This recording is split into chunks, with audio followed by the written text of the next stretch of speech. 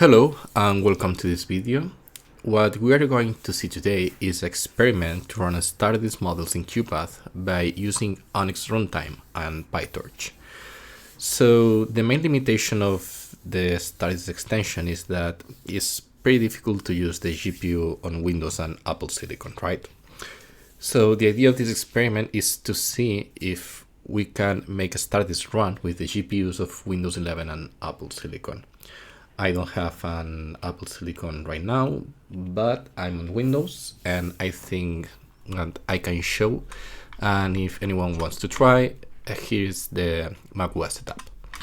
So first is to convert the StarDist models from TensorFlow to ONNX runtime, right? So I prepared this Colab notebook over here. And basically we need just to execute all the cells. Okay, so it's going to style TensorFlow to ONNX. It's going to fetch the models from StarDist ImageJ, right? And then it's going to convert them to ONNX. I'm going to convert both models, the H&E heavy and the fluorescence model. And then this over here is maybe for Mac users is interesting, right? As what it's going to do is to fix the input of the neural network of StarDist, and then it just downloads the converted models. Okay, so the models are downloaded. So I'm going to extract the models. What I'm going to do is to put the models here on StarDist ONNX folder. Okay, so if we are going back to the repository, I'm going here to the Windows 11 setup. So to make it run, we need to build QuPath from source, but we need also to do some modifications to the source code to enable QuPath to download the ONNX runtime jar files. Plus, if we want it to work with the GPU, we need to change the version, right? So everything is here explained on the repo. So I'm going to clone the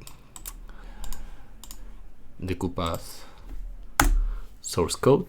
So the next what I'm going to do is to open this QuPath from source here on VS Code.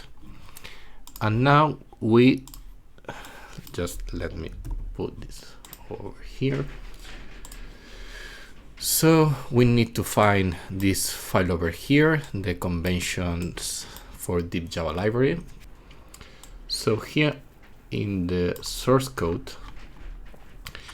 we need to find the ONNX runtime. So we need to delete this over here. Okay, and here is another time. I don't know why, but we need to delete both of them. So we need to copy this version over here. Okay, and just paste it. Perfect. And then we need to save. And now the next step, which is really important actually, is go here to this main folder, and we need to create a new file which is called Gradle properties, without anything else. Gradle properties. And in this Gradle properties, we are going to copy this over here and paste. So basically, this is telling to QuPath to do parallel processing while compiling, and to download the PyTorch, ONNX runtime, and ONNX runtime with the GPU. I'm going to use the command prompt because I usually like it, but so that's it. So right now, what it's going to do is to build QuPath from source. We already built QuPath from source. So right now, QuPath is here, is this snapshot, right? But we are not going to do it yet. So the next that we need to do is to create a conda environment and create a launch script to set all the CUDA and CUDNN that we need to make both PyTorch and ONNX runtime to use the GPU. So meanwhile, it was compiling QuPath. I just download this txt file, right? So it has all the dependencies. So I'm going to open this terminal over here, and I'm going to copy this. So the only thing that I have here is this txt file, right? So basically I'm just saying create an environment based on this. Okay. So the environment is installed. The only thing that I've done is to activate the environment and ask where Python to know the exact path of Python. So the next thing that I'm going to do, I have another VS Code window over here, and I just put this folder. So what we are going to do now is to create a bat file to call this environment from QuPath and make QuPath use this CUDA environment, right? Okay, so what we need to do is we go back here. So I'm going just to copy this over here, and now we're going to do the changes, right? So the new file is QuPath or RT PyTorch GPU.bat. Okay, so I paste this over here, and now we need to do a couple of changes. So the first one is to copy this over here, because I have it miniconda, and on the other PC I have anaconda, right? So we need to paste this here and save. And the other change is to put the path to the console X here in QuPath. So we come here, and I can copy the path. So I just need to paste this here and save. And now I can close this over here. I come here and I open QuPath, right? So it opens this other terminal, and QuPath is going to open from here. Okay, so I have here the QuPath. Okay, so basically if you go here to extensions, deep Java library, and manage the engines, now you have CUDA and it detects the GPU. So you need to check here the ONNX runtime. Okay, and now what it's really interesting is that when I click here the download for PyTorch, what it's doing is to download PyTorch with the proper CUDA version. So it's not that we install PyTorch within the environment. So QuPath or deep Java library detects that CUDA is present and downloads the proper package of PyTorch to use the GPU, right? So this is going to take a little bit of time. Okay, perfect. So as we can see right now, both PyTorch and ONNX runtime are available. So what we can do right now to check it, if they can see CUDA, is we are going here and we can copy those lines, we paste it, and we run it. So as you can see, ONNX runtime sees CUDA and PyTorch also sees CUDA. And finally, what we need to do is to go here to extensions, manage extensions, use the default directory, and we need to install the StarDist extension for QuPath, right?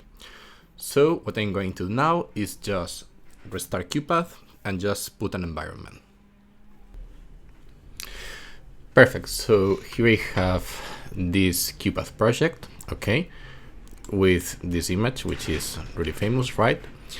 So I have this small region over here, and what I've done is to copy those scripts that are here in Friends StarDist. There is one for the methoxylineosine model and another for the fluorescence model, okay? So the only thing that I've done is just to copy all of them and paste and set the directory of the ONNX model. So this internally, it's using the StarDist extension for QuPath. But what we are doing here, so this is the StarDist, but we are telling to the extension to use a deep Java library instead of the module that it has. So basically, is this region over here, which is a translator, and this is the crucial part. So this criteria, what it's doing is to load the ONNX model. And then we need the translator to convert the mat to ND array, and then convert the ND array back to mat to enable the extension to do all the pre and post processing. Okay, so basically we just need to run. So this is with CPU only. Okay, so it's done. Okay, and now what we are going to do is to change here from CPU to GPU. Okay, so I'm going just to run it, and here we have the GPU activity, and as you can see, it did it really fast. So actually I will need to do delete yes and no. Just let me do a bigger region. Okay, so I can run, and you can see the NVIDIA GPU working right now. So the cool part is that you can use your StarDist extension as you usually do, but it's using the GPU, right? So in the same way, you can use the same but for the other model, and here you can get the convolution stains. So I'm going just to put the GPU, and it works in the same way. That's it. Perfect. So this has been the tutorial. So I cannot assure that it's going to work for all the devices and all the GPUs. I'm having the GPUs of ADA, Lovelace architecture, but I don't know if the other NVIDIA GPUs are going to work. So I hope that you enjoyed the video, and thank you for your attention.